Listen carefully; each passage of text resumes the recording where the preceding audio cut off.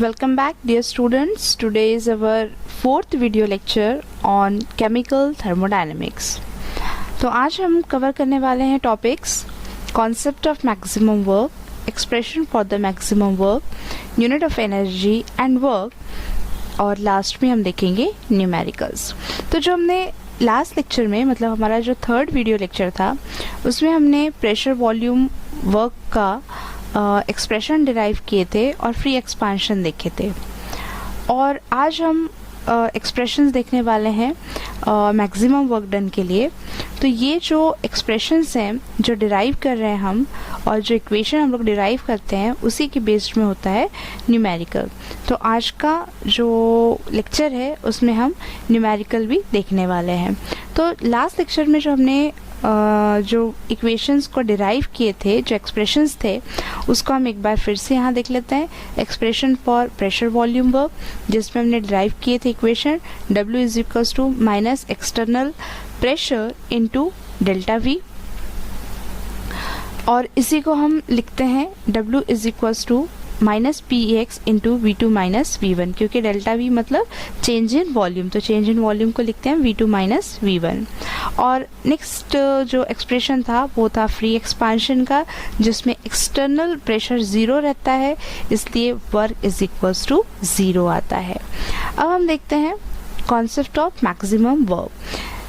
इन short आप समझ लें कि जो हमने रिवर्सिबल प्रोसेस देखा था, रिवर्सिबल प्रोसेस का एक टाइप है जो हमने सेकेंड वीडियो लेक्चर में देखा था, जो फिफ्थ टाइप था रिवर्सिबल प्रोसेस. आपको याद होगा कि हमने देखा था कि कैसे एक पर्सन एक पत्थर को लेके पहाड़ के ऊपर चढ़ रहा है, फिर उसका ड्राइविंग फोर्स, अपोजिंग फोर्स, तो वही जो रिवर्सिबल फोर्स है वो रिवर्सिबल फोर्स ही अप्लाई होता है मैक्सिमम वर्क के लिए.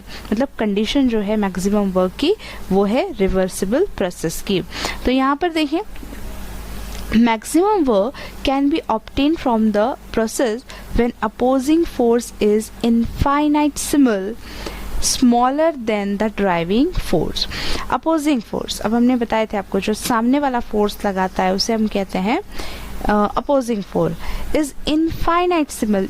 इनफाइनाइटसिमल मतलब बहुत ही कम, वेरी स्मॉल, स्मॉलर तो है लेकिन कैसा, वेरी स्मॉल, बहुत कम देन द ड्राइविंग फोर्स. जो हम खुद फोर्स लगा रहे हैं वो फोर्स से सामने वाला फोर्स थोड़ा सा कम है. अब हम गैस के बारे में पढ़ रहे हैं तो यहाँ पे क्या होता है, ये जो गैस है मतलब ये गैस है, जो गैस का जो प्रेशर है ये प्रेशर और ये सराउंडिंग का ये प्रेशर जिसे हम क्या कह रहे हैं एक्सटर्नल प्रेशर और ये है इस गैस का प्रेशर. तो ये जो गैस का प्रेशर है मतलब ये जो गैस खुद अपनी तरफ से लगा रहा है तो this is a driving force because this is a system. तो इसके पास कौन सा फोर्स है, ड्राइविंग फोर्स. और इसके ऊपर में जो फोर्स है सराउंडिंग जो है इसके पास फोर्स कौन सा है, अपोजिंग फोर्स. ठीक है.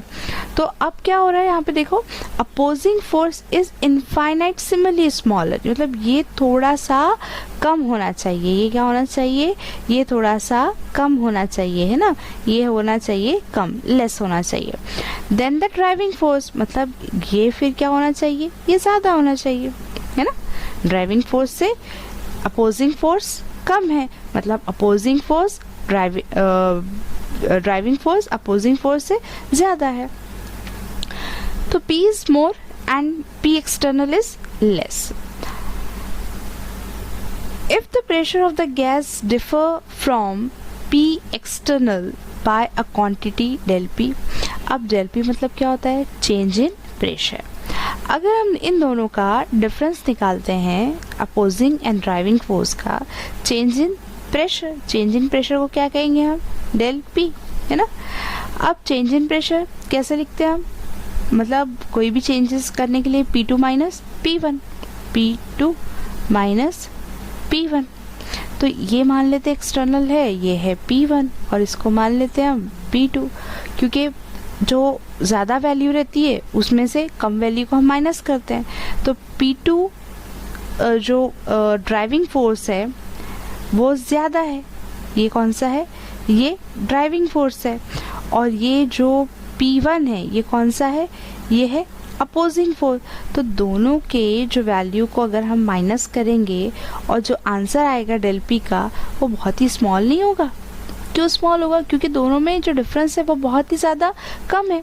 अगर मान लेते हैं कि ड्राइविंग फोर्स का जो प्रेशर है वो 3 एटमॉस्फेयर है और अपोजिंग फोर्स का जो प्रेशर है वो 2.9 एटमॉस्फेयर है, बहुत कम है। तो यहाँ पर आंसर क्या आएगा फिर 0.1 एटमॉस्फेयर। तो चेंज इन प्रेशर का जो डिफरेंस आता है वो बहुत ही ज़्यादा कम आता है।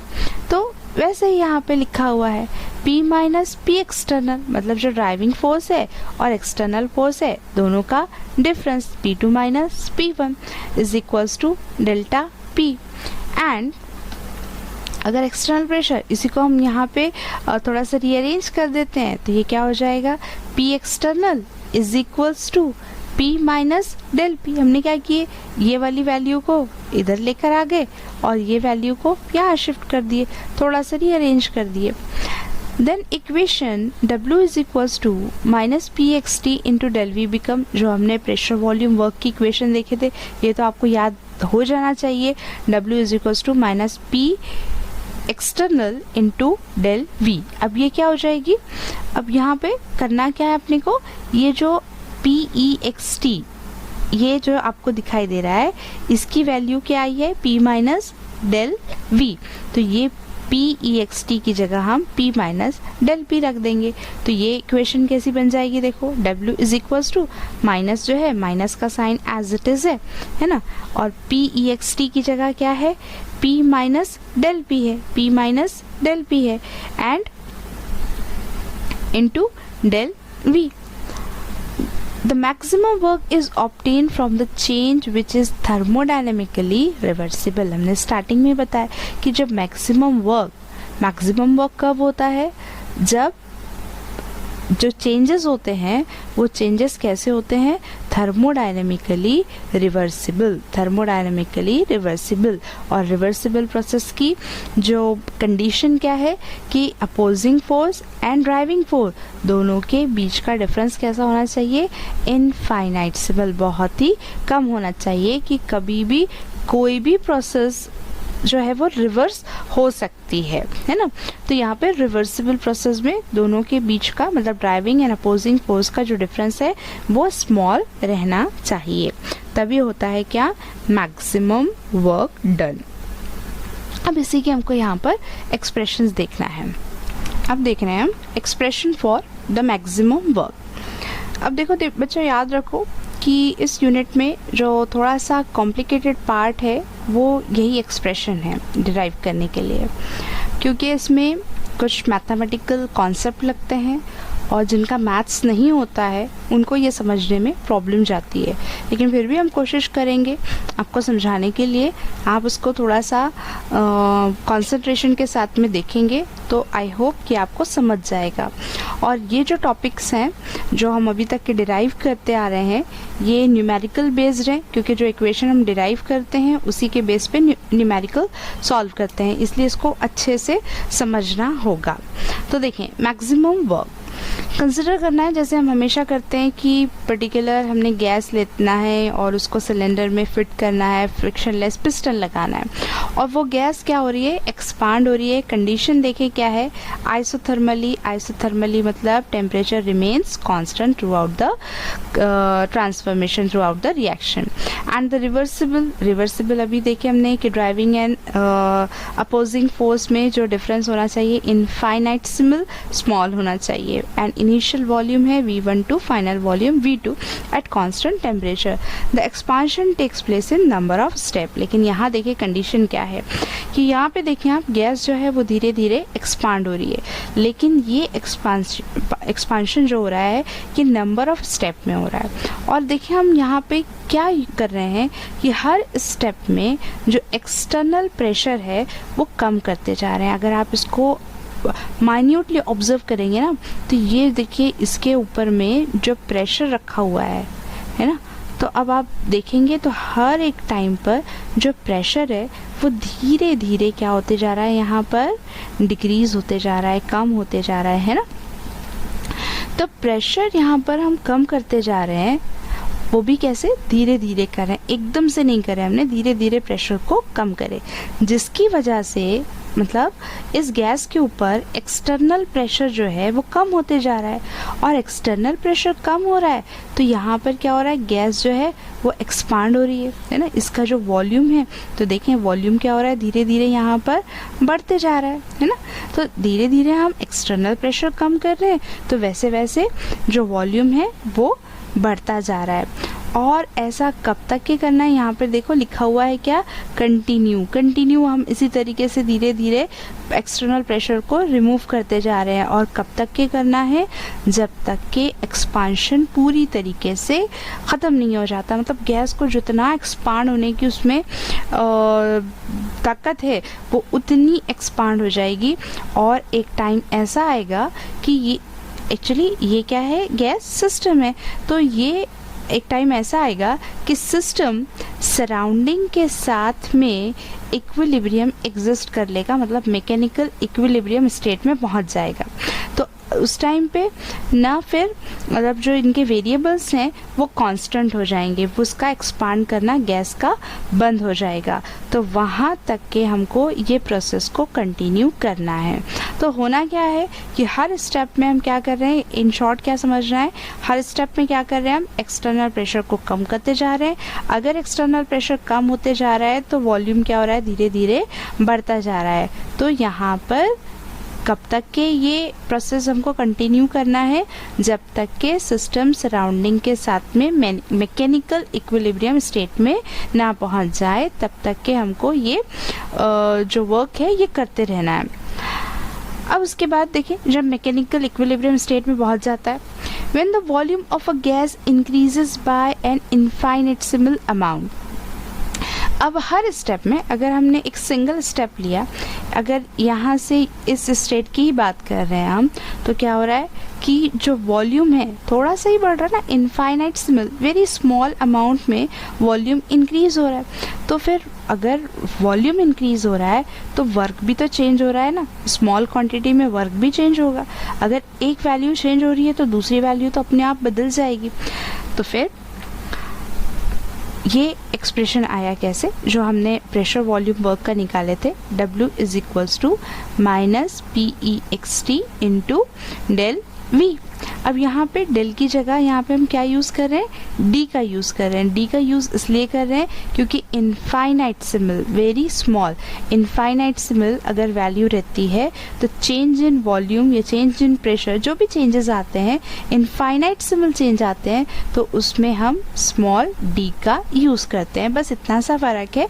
हालांकि डेल्टा और d एक ही है, चेंजेस में ही हम यूज़ करेंगे, लेकिन यहाँ इनफाइनाइट है, बहुत स्मॉल चेंजेस है, इसलिए हम यहाँ पर इसमें d का यूज़ कर रहे हैं। तो देखिए कि वर्क जो है वो चेंज हो गया, तो डी डब्ल्यू वर्क यहाँ पे था, वर्क डब्ल्यू तो चेंज हो गया वर्क, तो D W is equals to minus external, ये भी चेंज होता है आगे हम देखेंगे, minus PEXT into delta V, D V change in volume, एक एक स्टेप का। ठीक है, यहाँ पर हमने एक सपोज कर लेते हैं, this is equation number 1। As the expansion is reversible, अब एक्सपांशन कैसा है, रिवर्सिबल है। P is greater by a very small quantity dP than PEXT। अब देखें जैसे हमने अभी इससे पहले ही समझे थे, ये जो है ये इसको हम कंसिडर करते हैं गैस के प्रेशर को P, और ये जो एक्सटर्नल प्रेशर है इसे हम लिखते हैं PEXT। अब हमने बताए थे आपको कि ये जो है ये है ड्राइविंग फोर्स, और जो एक्सटर्नल फोर्स है इसे बताए थे हमने ये क्या है, अपोजिंग फोर्स है ना। ये ड्राइविंग फोर्स है जो खुद लगा रहा है ये, और ये क्या है, अपोजिंग फोर्स है। इन दोनों के बीच में डिफरेंस कैसा है, इनफाइनाइट है। अब हम कह रहे हैं कि जो अपोजिंग फोर्स है धीरे धीरे कम होते जा रहा है, तो फिर ड्राइविंग फोर्स धीरे धीरे बढ़ता जा रहा है, मतलब जो प्रेशर है वो क्या हो गया, चेंज हो गया, change in pressure, change in pressure del P, कहाँ से, driving force minus external force. तो अब यहाँ पे इनफाइनाइट है तो हम इसकी जगह पे क्या यूज़ करेंगे, डी पी, है ना, इनफाइनाइट है तो डी पी। अब वैसे ही आगे की स्टेप देखते हैं, दस P minus P E X T is equals to D P, P minus D P X T is equals to D P. Therefore और हम लिख सकते हैं P E X T is equals to P minus D P. क्या करें हमने, कुछ भी नहीं, मतलब यहाँ पे सिर्फ रीअरेंज कर दिए, पी एक्स टी तो ऑलरेडी है, ये जो उठा के ये हमने इस साइड में लेकर आ गए, तो ये हो गया P माइनस डी पी, और इसको हमने कंसिडर कर लिए, दिस इज इक्वेशन नंबर 1। अब यहाँ पर हमारे पास में 2 इक्वेशंस आ गई, इक्वेशन 1 एंड इक्वेशन 2। देखिए धीरे धीरे एक एक स्टेप को समझने की कोशिश करें। अब ये जो 2 इक्वेशंस आ गई, अब हम क्या करेंगे, कंबाइन करेंगे ये दोनों भी इक्वेशन को, इक्वेशन 1 एंड इक्वेशन 2, ये दोनों भी इक्वेशन को कंबाइन करेंगे। इक्वेशन 1 एंड इक्वेशन 2 को कंबाइन करेंगे तो हमको मिलेगा D W is equals to, अब देखें ये देखिए ये डी डब्ल्यू है, ठीक है, is equals to minus P E X T. अब ये minus P E X T की जगह पर क्या आ गया, ये जो हमने सेकेंड इक्वेशन लिए हैं, minus P E X T is equals to P minus D P. तो माइनस चार्ज तो ऑलरेडी है ही, और पी ई एक्स टी की जगह क्या आ गया, P minus D P into D V, D V as it is, ये सिर्फ हुआ क्या, पी ई एक्स टी की जगह क्या आ गया, पी माइनस डी पी। अब ये दोनों भी इक्वेशन को कंबाइन करने के बाद हमको इक्वेशन मिल गई। अब देखिए इसको जो ये आपको नज़र आ रहा है ब्रैकेट, ब्रैकेट सॉल्व करना है, ब्रैकेट सॉल्व करना आपको आता है, D W is equals to minus ये जो क्रॉस मल्टीप्लिकेशन है, पहले p को dv के साथ में मल्टीप्लाई करेंगे तो ये हो जाएगा p इंटू डी वी, फिर उसके बाद में इस dp को dv के साथ मल्टीप्लाई करेंगे तो ये हो जाएगा प्लस, क्योंकि माइनस माइनस क्या होगा, प्लस, पहले माइनस है, minus p into D V, फिर माइनस माइनस प्लस हो गया तो प्लस dp इंटू dv।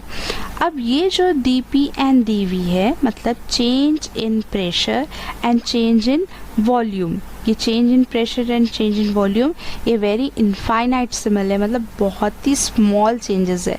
तो बहुत स्मॉल चेंजेस है तो हम इस टर्म को निगलेक्ट कर सकते हैं।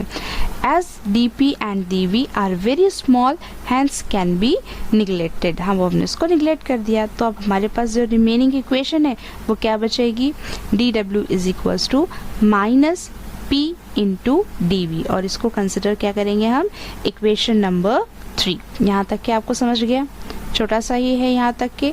अब इसके आगे ही हमको इसको इंटीग्रेट करना है, वो मेन पार्ट आपका स्टार्ट होता है।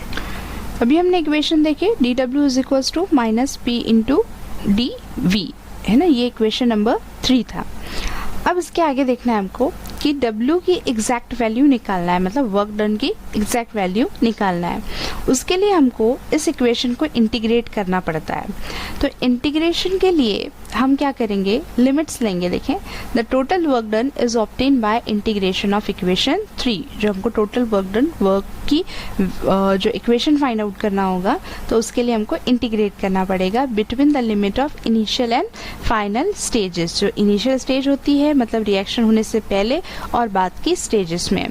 This is the maximum work, the expansion being reversible. दस अब जब इंटीग्रेट करते हैं इस इक्वेशन को, तो इंटीग्रेट करते हैं, जैसे कि ये यहाँ पे है डी डब्ल्यू को इंटीग्रेट किया हमने, integration initial stage to final stage, 1-2 का मतलब है initial stage to final stage is equals to minus integration v1 to v2।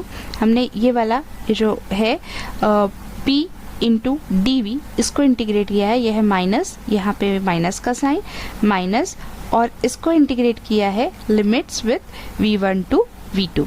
ठीक है, अब यहाँ पे देखें नेक्स्ट स्टेप में क्या हो रहा है, कि मैक्सिमम वर्क, ये एज इट इज़ है और यहाँ पे मैक्सिमम वर्क आ गया। अब ये मैक्सिमम वर्क क्यों आया? मैक्सिमम वर्क की तो डेरिवेट हमको इक्वेशन फाइंड आउट ही करना है।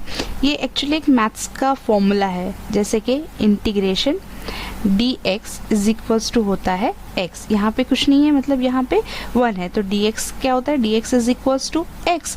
तो फिर dw is equals to integration dw is equals to क्या होगा यहाँ पर? w। देखो हमको यहाँ पर मैथ्स के जो फॉर्मूलेज हैं वो फॉर्मूलेज अप्लाई करना है। आप केमिस्ट्री में अप्लाई कर रहे हैं मैथ्स के फॉर्मूले, तो यहाँ अगर आपका मैथ्स है तो ही आप इसको जो बारीकियाँ हैं उसको समझ पाओगे, और अगर आपका मैथ्स नहीं है तो कंसिडर करके चलें कि ये जो फॉर्मूलेज हम मैथ्स के बता रहे हैं इसी को अप्लाई करना है आपको केमिस्ट्री में, ठीक है? मतलब वही फॉर्मूलेज अप्लाई करना है। तो अगर dx is equals to integration dx is equals to x होता है तो इंटीग्रेशन dw क्या होगा? w होगा। तो फिर इसलिए हमने यहाँ पे क्या लिख दिए डायरेक्टली, मतलब मैक्सिमम वर्क, मतलब वर्क डन तो था लेकिन हम वर्क डन किसका निकाल रहे हैं? मैक्सिमम, इसलिए लिख दिया हमने w max is equals to minus integration v1 to v2 p into dv। Equation number इसको कंसिडर कर रहे हैं हम 4। For n mole of an ideal gas is pv is equals to nRT। जब हमने 11th का बेसिक पढ़े थे तो हमने आइडियल गैस इक्वेशन भी पढ़े थे, हमने बहुत सारे लॉज पढ़े थे, Boyle's law, Charles law, Avogadro's law, है ना, याद आ रहा है?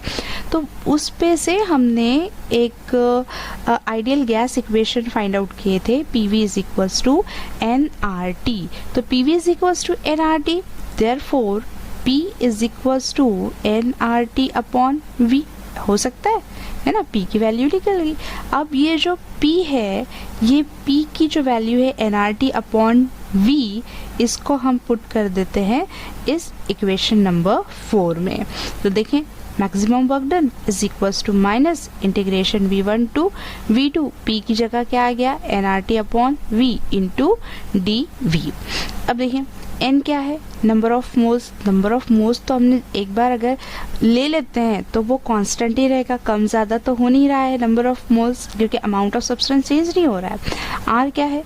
गैस कांस्टेंट, कांस्टेंट टर्म है। t टेम्परेचर, टेम्परेचर तो कांस्टेंट है क्योंकि प्रोसेस कैसी है? आइसोथर्मल, आइसोथर्मल है मतलब टेम्परेचर कांस्टेंट है। तो nRT ये क्या है? कांस्टेंट टर्म है। तो ये जो कांस्टेंट टर्म्स होते हैं वो इंटीग्रेशन के बाहर लिखे जाते हैं। तो अब कांस्टेंट टर्म को इंटीग्रेशन के बाहर लिख लेते हैं। Maximum work is equals to minus nRT constant है, फिर रह क्या गया? Integration v1 to v2 dv upon v। अब यहाँ पे फिर से हम फॉर्मूलेज अप्लाई करेंगे मैथ्स के, अच्छे से आपको यहाँ पे देखना है कि अब हमारे पास में एक इंटीग्रेशन है, suppose integration a to b dx upon x, ये है। इसको सॉल्व जब करते हैं तो ऐसे किया जाता है।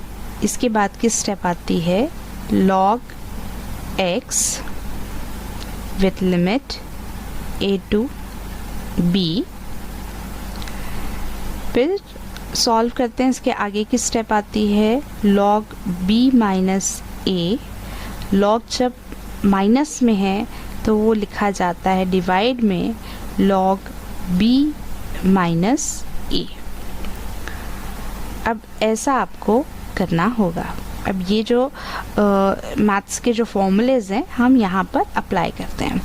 अब देखिए इक्वेशन कहाँ तक मिल गई हमको? ये वाला देखिए, ये term integration v1 to v2 dv upon v। इसको सॉल्व करना है। देखो ये और ये यहाँ पे कंपेयर करना है, ठीक है? अब इसके स्टेप आने चाहिए log x। अभी हमने यहाँ पर ये क्या x यूज़ किए, dx बाय x, यहाँ पे dv बाय v है, तो अपन क्या लिखेंगे यहाँ पे? log v। लेकिन देखिए जो हम यहाँ पर केमिस्ट्री में log अभी लेंगे तो इस log, ये log की जगह हम क्या लिखेंगे अभी? ln, मतलब नेचुरल log। फिर उसको कन्वर्ट करेंगे हम उसके डेसिमल log में, लेकिन अभी हम लिखने वाले हैं log की जगह ln, मतलब natural log। Maximum work is equals to nRT। इसके बाद की स्टेप आ रही थी हमारी log x, मतलब अभी हम लिखेंगे log की जगह ln, और dy बाय v की जगह v limit v1 to v2। फिर जैसे b माइनस ए जो लिमिट है, upper limit minus lower limit, वैसे ही v2 minus v1। Maximum work is equals to nRT ln v2 minus v1। मतलब यहाँ पर भी log b minus log a या फिर log b minus log a, यहाँ पर नहीं लिखा है तो भी कंसिडरेबल है, ये वो log है, ठीक है। उसके आगे वही कि अगर log माइनस में रहता है तो डिवाइड में चला जाता है, तो यहाँ पे ln नेचुरल log माइनस में है तो हमने इसको डिवाइड में लिख दिया, minus nRT ln v2 upon v1। अब देखें यहाँ पर ln जो नेचुरल लॉग था, नेचुरल लॉग को हमने डेसिमल लॉग में कन्वर्ट करना है। तो नेचुरल लॉग को डेसिमल लॉग मतलब जो हम लिखते हैं यहाँ पर log to the base e, तो ये log to the base e की वैल्यू अगर हम यहाँ पर रखते हैं 10 तो ये हो जाता है log to the base 10 decimal log, जो आप लॉग बुक में जिसकी वैल्यू निकालते हो तो ये हो जाता है लॉग टू द बेस 10। तो अगर नेचुरल लॉग को डेसिमल लॉग में कन्वर्ट करना रहता है तो एक कांस्टेंट वैल्यू से हमको इसको मल्टीप्लाई करना होता है। कांस्टेंट वैल्यू क्या है? 2.303, ये आपको याद रखना है 2.303। तो अब nRT तो कांस्टेंट था तो 2.303 भी कांस्टेंट है, तो ये सब बाहर निकल गए, मतलब माइनस 2.303 nRT ln की जगह आ गया log to the base 10 v2 upon v1। This is a equation for maximum work done. आप लिख के देखेंगे, आपको समझ में आने लगेगा। अब वही आगे हम बढ़ते हैं कि अकॉर्डिंग टू बॉयल्स लॉ जो हमने 11th में पढ़े थे, according to Boyle's law at constant temperature, according to Boyle's law at constant temperature P1 V1 is equals to P2 V2 और V2 upon V1 is equals to P1 upon P2। अगर V2 upon V1 है, जैसे हमने अभी यहाँ पर derive किया इस equation V2 upon V1 in terms of volume, अगर उसके जगह प्रेशर आता है तो V2 अपॉन V1 की जगह हम क्या लिख सकते हैं? P1 अपॉन P2, क्योंकि V2 upon V1 is equal to P1 upon P2। तो ये इक्वेशन कैसी बन जाएगी फिर?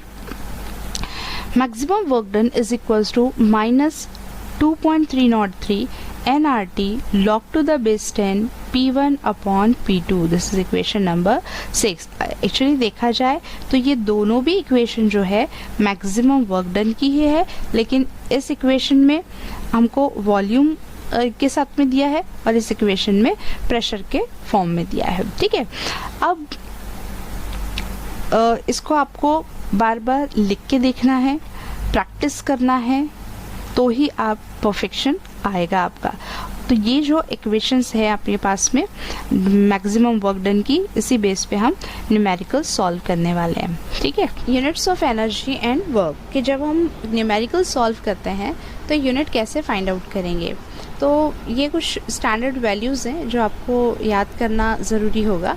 जैसे हम यहाँ पर एक एग्जाम्पल लेके इसको सॉल्व करने की कोशिश कर रहे हैं कि फॉर्मूला है W is equals to minus P E X T into del V, ये वाला जो हम यहाँ पर लिखते हैं अक्सर। ये फॉर्मूले में अगर हमको गिवन है कि जो प्रेशर है, प्रेशर का यूनिट है बार, और जो वॉल्यूम है, वॉल्यूम का यूनिट है dm क्यूब, तो फिर वर्क का यूनिट क्या होगा? तो वर्क का यूनिट क्या होगा? Bar into dm cube. अब ये वर्क का यूनिट है बार dm क्यूब। अब हमको क्वेश्चन में दिया है कि find out the work in joule, find out the work in joule. तो हमको वर्क की जो वैल्यू है उसको जूल में कन्वर्ट करना पड़ेगा, लेकिन हमारे को अभी जो वैल्यू मिली है वो कौन सी यूनिट में मिली? Bar into dm cube. तो फिर ये जो देखिए अब बार इंटू dm क्यूब, तो 1 dm क्यूब इंटू बार या फिर 1 बार dm क्यूब को अगर जूल में कन्वर्ट करना होगा तो यहाँ पर देखिए 100 जूल है, तो फिर 1 dm cube bar is equals to 1000 joule. तो जो भी आपका आंसर रहेगा उसको आप मल्टीप्लाई करोगे किससे? 100 से, और 100 से मल्टीप्लाई करने के बाद जो आंसर आएगा उसका यूनिट होगा जूल। तो अब ये याद रखो आप कि जनरली हमारे न्यूमेरिकल्स जो होते हैं उसमें ये यूनिट्स यही यूज़ होते हैं। DM³ बार है तो बार को जूल में कन्वर्ट करना होता है, तो बार को जूल में कन्वर्ट करने के लिए क्या करेंगे, हम इसको मल्टीप्लाई करेंगे। तो हमेशा इसमें ये बात याद रखो कि लेफ़्ट टू राइट ये दिया हुआ है, तो लेफ़्ट से अगर हमको राइट में जाना होगा तो हम मल्टीप्लाई करेंगे उस पर्टिकुलर नंबर को, और अगर राइट से हमको लेफ़्ट जाना होगा मतलब जूल से अगर हमको DM³ बार में कन्वर्ट करना होगा तो फिर क्या करेंगे, हम यहाँ पर डिवीजन करेंगे। क्या करेंगे, डिवीजन करेंगे। राइट से अगर हम लेफ़्ट में अगर हमको चेंज करना होगा तो हम डिवाइड करेंगे, लेफ़्ट से अगर हमको राइट करना होगा तो हम क्या करेंगे, उस पर्टिकुलर वैल्यू को मल्टीप्लाई करेंगे। तो ये कुछ चीज़ें हैं। उसी तरीके से जैसे 1 बार है, 1 बार को पास्कल में कन्वर्ट करना है तो 1 बार = 10⁵ पास्कल। ये आपको कुछ स्टैंडर्ड वैल्यूज़ हैं जो याद रखना है। और वैसे जैसे जैसे हम न्यूमेरिकल सॉल्व करेंगे तो वैसे वैसे आपको कन्वर्शंस समझ में आने लगेंगे। देखिए फर्स्ट टाइप है numerical type 1, pressure volume work isothermally against constant external pressure. अब यहाँ पर जो आप फॉर्मूले यूज़ करते हैं जनरली एक ही फॉर्मूला है हमारे पास में, W = -PEX × ΔV और W = -PEXT × V2 - V1। अब यहाँ पे याद रखेंगे आप लोग कि वर्क की जो वैल्यू है वो पॉजिटिव भी आती है और वर्क की वैल्यू नेगेटिव भी आती है। तो ये कैसे आप पहचानेंगे कि वर्क की वैल्यू पॉजिटिव कब आएगी, जब गैस कॉम्प्रेस्ड होगी। जब गैस कॉम्प्रेस्ड हो रही है मतलब वर्क जो है सराउंडिंग से सिस्टम पे ऊपर हो रहा है, सराउंडिंग से सिस्टम पे होगा तो गैस कॉम्प्रेस्ड होगी, और गैस कॉम्प्रेस्ड होगी तो वर्क की जो वैल्यू है वो पॉजिटिव आएगी, जैसे हमने साइन कन्वेंशंस में देखे थे। फिर W की वैल्यू, वर्क की वैल्यू नेगेटिव कब आएगी, जब सिस्टम से सराउंडिंग पे वर्क हो रहा है, सिस्टम से सराउंडिंग पे वर्क हो रहा है मतलब गैस क्या हो रही है, यहाँ पर एक्सपांड हो रही है। तो आपको ये ध्यान में रखना है। अब देखिए जो क्वेश्चन है कि 3 moles of an ideal gas are expand हो रही है मतलब वर्क की वैल्यू किस में आना चाहिए, नेगेटिव आना चाहिए।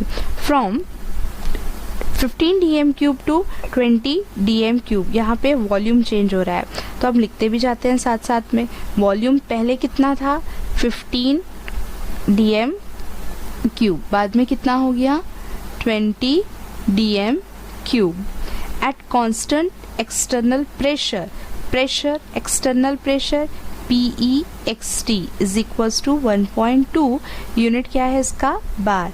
Estimate the amount of work in DM³ bar and joule. आपको वर्क का अमाउंट एस्टिमेट करना है, फाइंड आउट करना है, और उसका यूनिट क्या होना चाहिए, पहला यूनिट है DM³ बार, और ये तो फाइंड आउट करना है आपको, और वर्क आपको एस्टिमेट करना है, उसका यूनिट होना चाहिए जूल। ये आपको ये याद में रखना है, ठीक है। अब हमारे पास फॉर्मूला है कौन सा, यही फाइंड आउट करने के लिए वर्क डन का, W = -PEXT × V2 - V1। हम इसके अंदर वैल्यूज रखते हैं। W = -1.2 V2 - V1 कितना है 20 - 15। क्या होगा फिर W = 1.2 20 - 5 और इसको जब आप मल्टीप्लाई करोगे तो आंसर आएगा -6।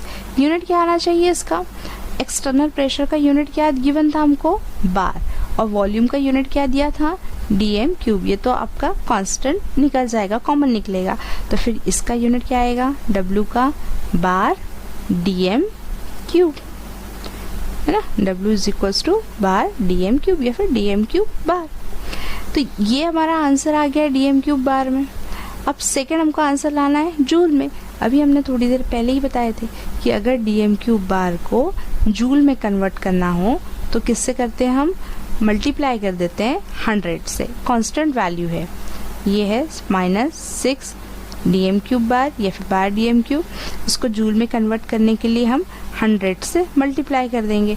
जब 100 से मल्टीप्लाई करेंगे तो -600 और इसका यूनिट क्या आ जाएगा, जूल। ये कांस्टेंट वैल्यू है किसके लिए, अगर हमको जूल में कन्वर्ट करना होगा। तो work is equals to -600 joule. आ गया समझ में? तो ये है फर्स्ट न्यूमेरिकल का आंसर।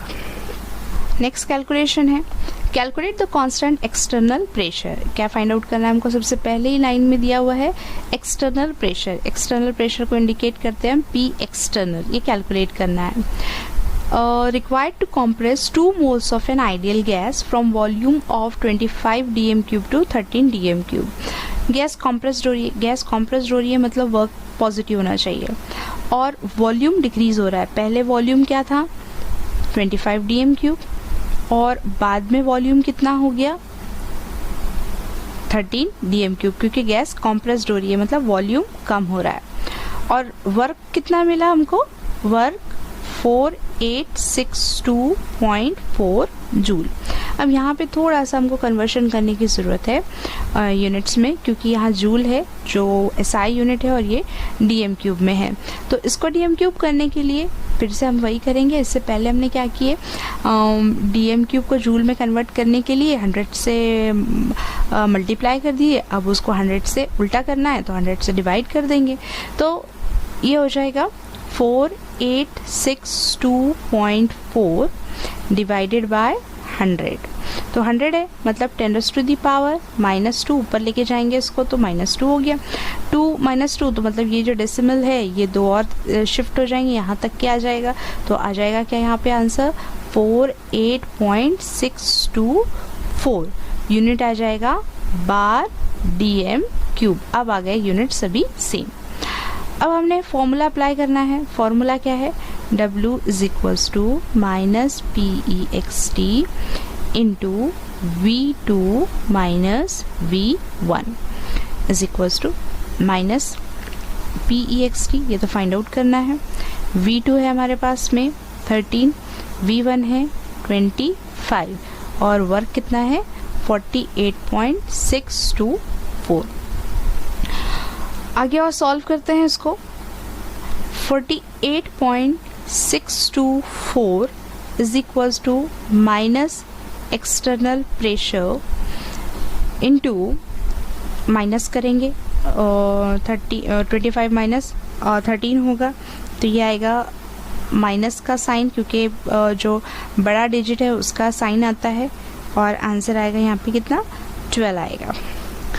अब होगा क्या, यहाँ पे माइनस माइनस कैंसिल हो जाएंगे, मतलब PEXT external pressure into 12 48.624। Therefore rearrange करेंगे, external pressure is equals to 48.624 divided by 12, क्योंकि हमको फाइंड क्या करना है, एक्सटर्नल प्रेशर करना है। तो इसका आंसर आएगा 4.052 बार। यूनिट होगा बार। बार क्यों होगा, क्योंकि ये जो हमने चेंज किए थे वर्क का यूनिट, ये है बार dm³। इससे पहले हमने किया ना यहाँ पर, ये बार dm³। और ये जो वॉल्यूम है, वॉल्यूम का यूनिट क्या है dm³। वॉल्यूम का यूनिट है dm³। तो dm³ से dm³ कैंसिल, तो बचा क्या बार। तो एक्सटर्नल प्रेशर का यूनिट क्या होगा, बार होगा। तो यहाँ पे आंसर है external pressure is equals to 4.052 bar. और नेक्स्ट न्यूमेरिकल है 2000 ml इथिलीन, इथिलीन मतलब C2H4 gas and 150 ml of HCl were allowed to react at 1 bar pressure according to the reaction. Calculate PV work in joule. Work calculate करना है joule में। ये थोड़ा सा conceptual है numerical और यहाँ पे थोड़ा सा कन्फ्यूजन क्रिएट करने वाला भी है, लेकिन अगर आपके कॉन्सेप्ट क्लियर रहते हैं तो उसको आप सॉल्व कर सकते हैं। हम यहाँ पर आपको बताते हैं इसके पीछे रीज़न क्या है कि यहाँ पर कॉन्सेप्ट लगता है एवोगैड्रोस लॉ का। एवोगैड्रोस लॉ, अब एवोगैड्रोस लॉ क्या है, According to Avogadro's law, equal volume of gases at the same temperature and pressure contain equal number of molecules. देखें, अगर वॉल्यूम इक्वल है और उस टाइम पर जो कंडीशन है सेम टेम्परेचर है, टेम्परेचर सेम है क्योंकि आइसोथर्मल प्रोसेस है, आइसोथर्मल है, टेम्परेचर सेम है जो हम अभी कंडीशन अप्लाई करते आ रहे हैं, एंड प्रेशर भी कांस्टेंट है, एक्सटर्नल प्रेशर वो भी कांस्टेंट है, और इक्वल नंबर ऑफ मॉलिक्यूल्स। अगर हम नंबर ऑफ मोल्स देखें, यहाँ पे देखें, यहाँ कुछ नहीं है मतलब 1 मोल है, यहाँ पर नहीं है कुछ भी, यहाँ पे 1 मोल है, इसके आगे कुछ नहीं दिया है, यहाँ 1 मोल है, तो इसका वॉल्यूम भी क्या होना चाहिए, सेम होना चाहिए। लेकिन हमको जो कंडीशन गिवन है कि इथिलीन जो है वो है 200 ml, HCl है 150 ml, तो फिर ये रिएक्शन कैसी होगी? तो अगर एवोगाड्रोस लॉ यहाँ पर अप्लाई हो रहा है तो इसका मतलब ये है कि 150 ml HCl 150 ml इथिलीन के साथ ही रिएक्ट करेगी, नॉट 200 ml। इक्वल अमाउंट होना चाहिए, इसको कोई मतलब नहीं है कि ये 200 है कि 400 है। अगर HCl 150 है तो 150 के साथ रिएक्ट करेगा। अगर यहाँ पे HCl 200 रहता तो 200 इक्वल हो जाते, तो 200 के साथ में यहाँ पर एक साथ में रिएक्ट कर सकते थे। तो इक्वल करने के लिए ये 150 है तो ये 150 के साथ ही रिएक्ट करेगा, और 150 के साथ में रिएक्ट करके प्रोडक्ट भी 150 ml ही प्रोड्यूस करेगा, क्योंकि लॉ क्या कहता है, इक्वल वॉल्यूम ऑफ गैसेस का कैसा रहता है, इक्वल वॉल्यूम, प्रोडक्ट में भी और रिएक्टेंट में भी। तो फिर सोल्यूशन आपका कहाँ से स्टार्ट होता है, यहाँ से सोल्यूशन स्टार्ट होगा। According to the equation of reaction 1 mole of C2H4, यहाँ पे दिख रहा है 1 mole of C2H4 react with 1 mole of HCl to produce 1 mole of C2H5Cl. Hence 150 ml of HCl would react with only 150 ml of C2H4, not 200, याद रखना है 150 of C2H4 to produce 150 ml of C2H5Cl. अब हम यहाँ पे condition हमको दिखेंगे क्या क्या हमको गिवन है। एक्सटर्नल प्रेशर है हमारे पास में 1 बार, वॉल्यूम पहले हम देखते हैं वर्क, हाँ वर्क फाइंड आउट करना है। वर्क फाइंड आउट करना है किसमें, यहाँ पर देखो दिखा हुआ है, वर्क फाइंड आउट करना है हमको जूल में, ठीक है। अब फॉर्मूला अप्लाई करना है हमको यही, W is equals to minus external pressure V2 minus V1। तो फिर V1 और V2 कितना है, V1 किसके लिए लेते हैं हम, इनिशियल वॉल्यूम मतलब रिएक्टेंट का वॉल्यूम। तो रिएक्टेंट क्या है, इथिलीन C2H5 एंड HCl। कितना है इसका वॉल्यूम जो हम ले रहे हैं, 200 नहीं, कितना 150। इथिलीन कितना ले रहे हैं हम यहाँ पर 150, और HCl कितना ले रहे हैं हम 150 इज इक्वल्स टू 300 ml, है ना। और उसी तरीके से V2 मतलब जो फाइनल हो गया प्रोडक्ट का वॉल्यूम कितना आ रहा है 150 ml। अब ये ml है, बाहर है, ml को हमको फिर dm क्यूब में कन्वर्ट करना होगा। dm क्यूब में कन्वर्ट करने के लिए हमको इसको 1000 से डिवाइड करना होगा, डिवाइडेड बाय 1000 से डिवाइड करेंगे तो ये 2 से ये 2 कैंसल, ये ऊपर जाएगा, मतलब 10⁻⁻1 -1 बोले तो 0.3, ये हो गया 0.3 dm क्यूब। उसी तरीके से ये जो ml है, ml को हमको कन्वर्ट करना पड़ेगा dm क्यूब में।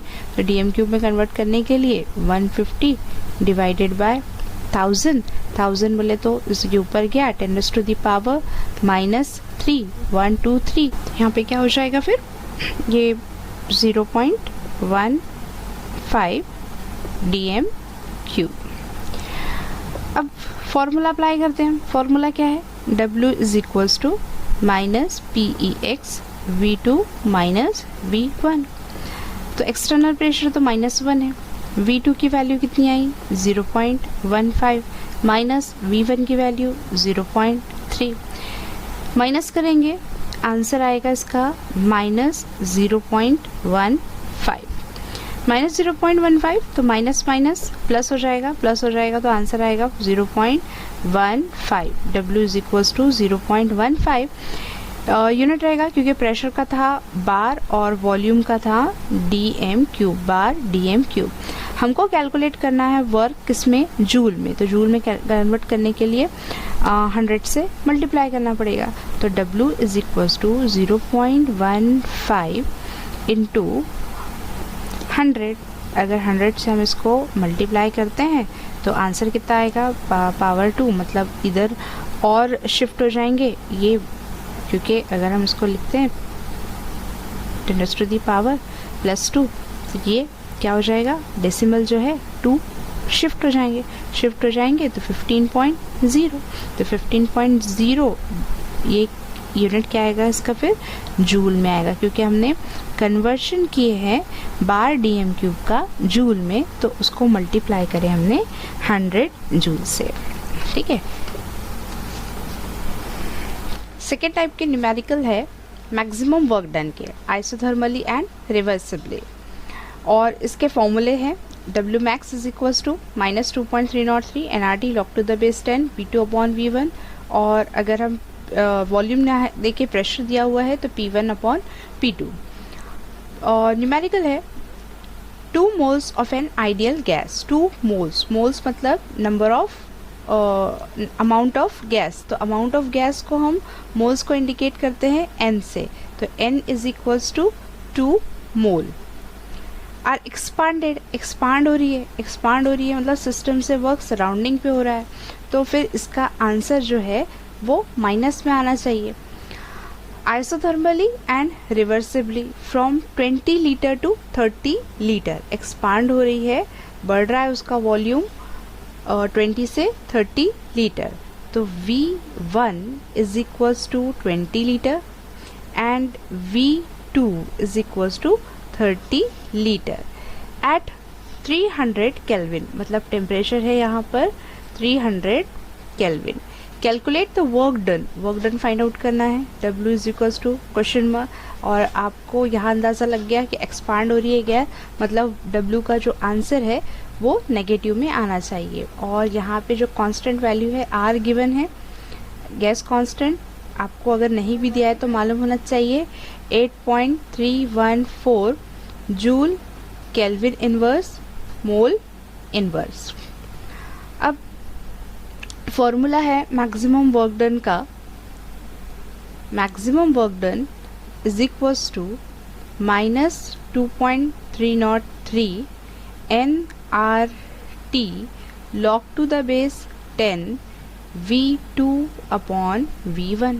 वैल्यूज़ रखेंगे 2.303 इंटू n की वैल्यू है 2, R है 8.314 इंटू टेम्परेचर है 300 kelvin into log to the base 10, V2 है 30, V1 है 20.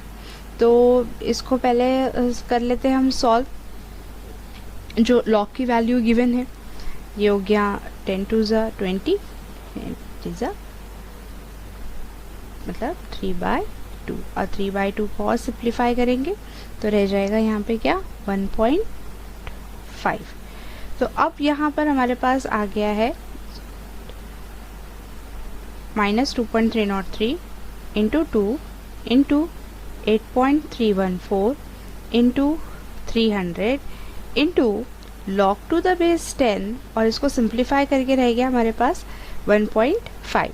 अब सबसे पहले क्या कर लेते हैं हम, ये log का log देख लेते हैं 1.5 log 1.5. अगर लॉग बुक में आपने इसको सर्च करेंगे तो इसको आप 1.5 का लॉग मिलेगा 0.1761, ये इसका लॉग है. अब क्या होगा कि ये जितनी वैल्यूज़ है -2.303 इंटू 2 इंटू 8.314 इंटू 300 इनटू इसका जो आपने लॉग निकाला अभी 0.1761, ये सभी वैल्यूज़ का, ये सभी जितनी आपको दिखाई दे रही है, इन सब का आपको लॉग निकालना है। और लॉग निकालने के बाद क्या करते हैं, हम इसकी एडिशन करते हैं। अब एक सिंपल हम एक करके बता देते हैं, आगे के एग्जाम्पल्स में लॉग आप खुद सॉल्व करेंगे।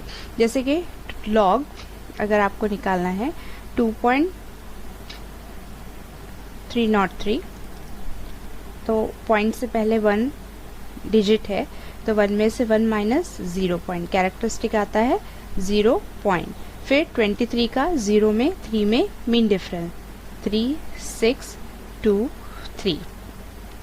नेक्स्ट वैल्यू है log 2, तो log 2 है मतलब 1 डिजिट है, 1 डिजिट में से 1 माइनस 0, और 2 का नहीं देख सकते मतलब 20 का 0 में, 20 का 0 में 3010। फिर उसके बाद log है 8.314, 8.314 मतलब यहाँ पे पॉइंट से पहले 1 डिजिट है, तो ये आ जाएगा क्या 0, 1 माइनस 1 0, 0.83 का 1 में 4 में मीन डिफरेंस, इसका आंसर आएगा 9198। फिर और आगे के वैल्यूज़ भी हमारे पास, लॉग क्या है 300। अब देखेंगे हम यहाँ पर लॉग 300 डिजिट है आपके पास में 3 में से 1 माइनस मतलब 2 पॉइंट, 30 का 0 में, 30 का 0 में देखेंगे तो आएगा 4771। अब लास्ट बचा है हमारे पास क्या, लॉग 0.1761, 0 पॉइंट है, पॉइंट से पहले 0 है, 0 माइनस 1 जिसको लिखते हैं बार 1, 2 4 5 7। अब ये सब इस लॉग की क्या करना है, एडिशन, क्योंकि मल्टीपल में है, तो मल्टीपल में है तो यहाँ पे लॉग की एडिशन होगी, तो एडिशन होगी, यहाँ पे आंसर आएगा 3.3059। ये आपको करके खुद देखना है। अब ये है लॉग। अब लॉग का क्या देखते हैं हम यहाँ पर, एंटी लॉग। एंटी लॉग देखेंगे तो एंटी लॉग आएगा इसका 2022।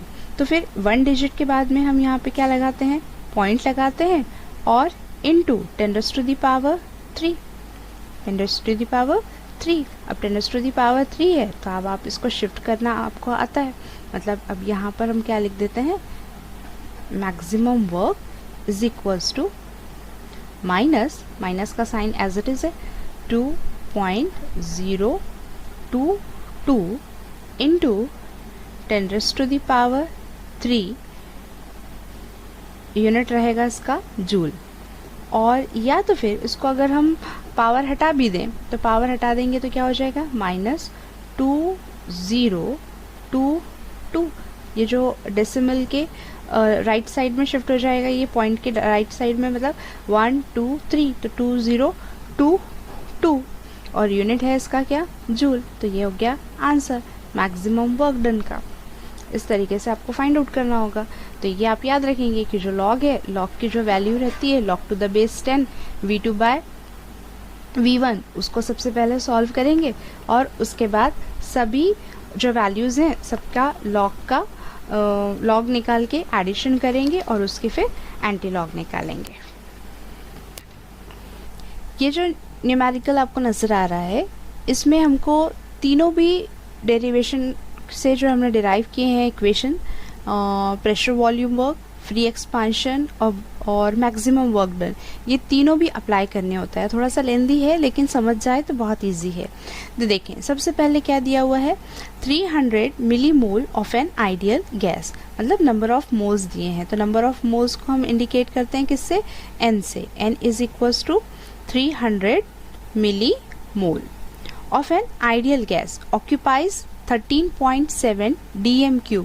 ऑक्यूपाई कर रहा है मतलब वॉल्यूम है, तो volume is equals to 13.7 dm3 at temperature. Temperature कितना है, 300 केल्विन है।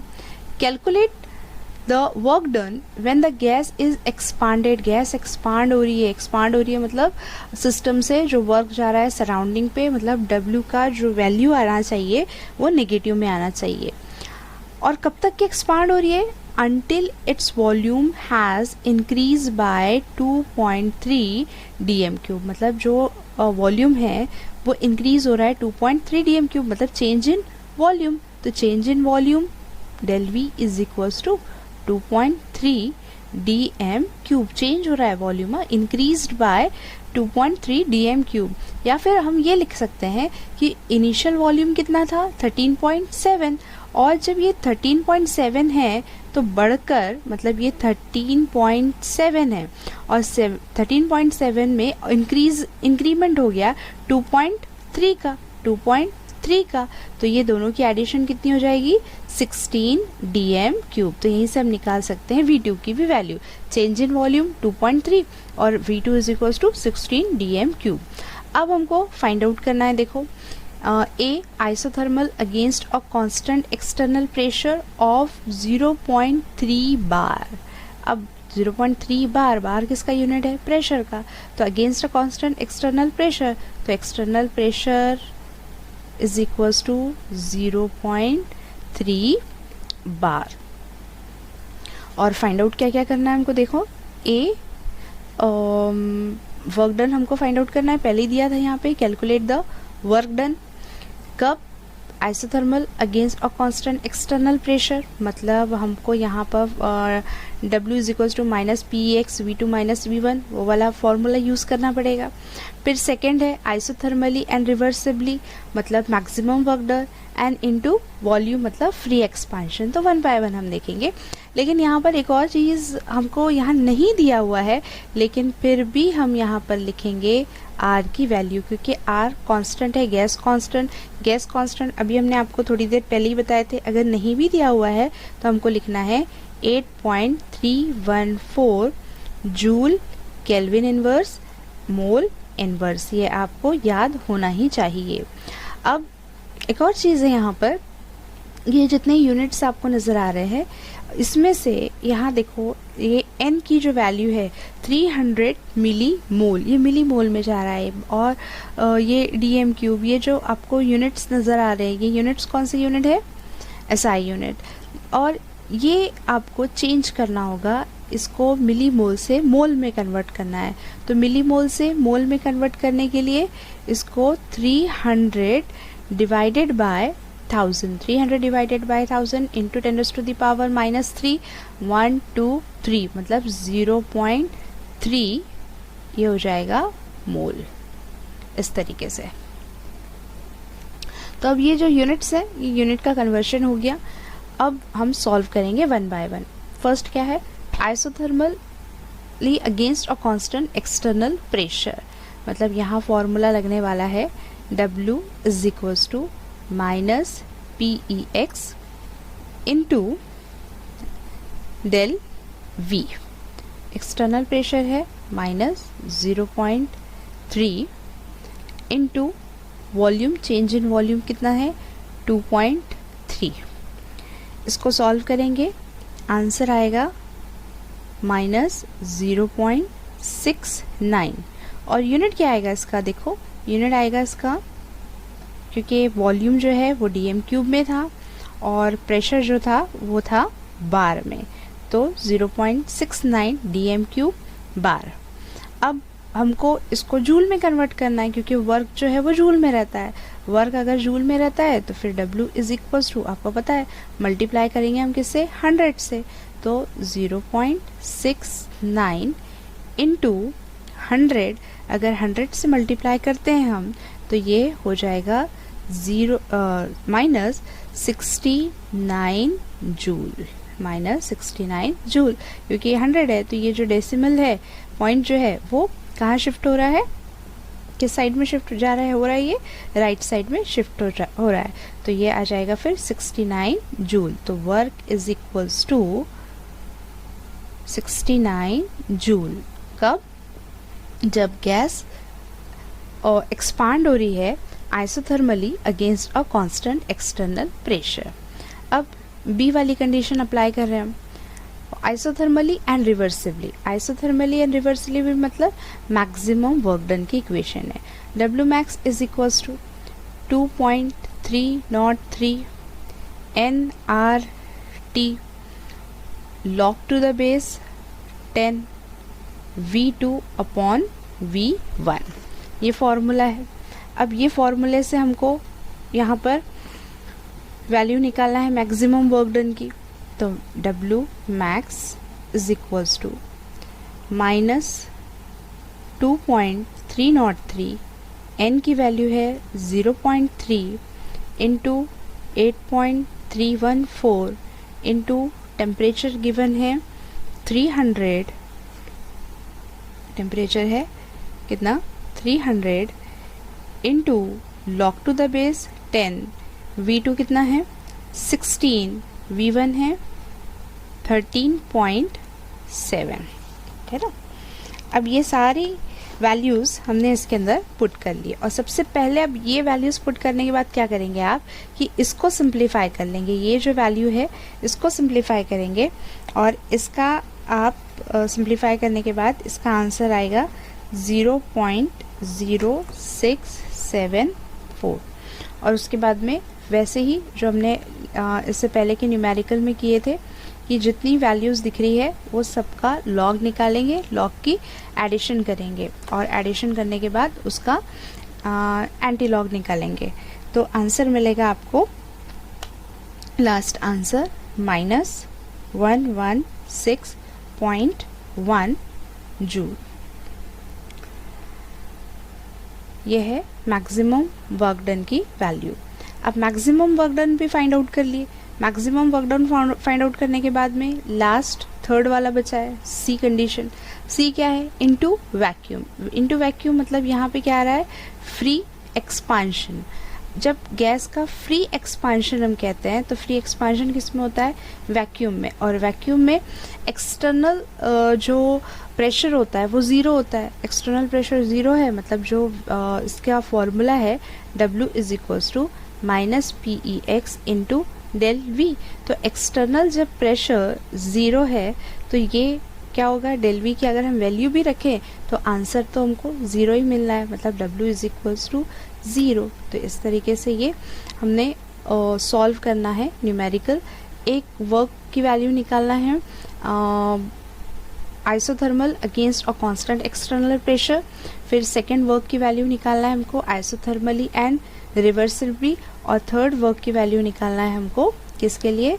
फ्री एक्सपांशन या फिर इनटू वैक्यूम के लिए। तो ये 1 मार्क के लिए 3 वैल्यूज़ निकालने के लिए आती है, मतलब ये न्यूमेरिकल 3 मार्क का वेटेज रखता है।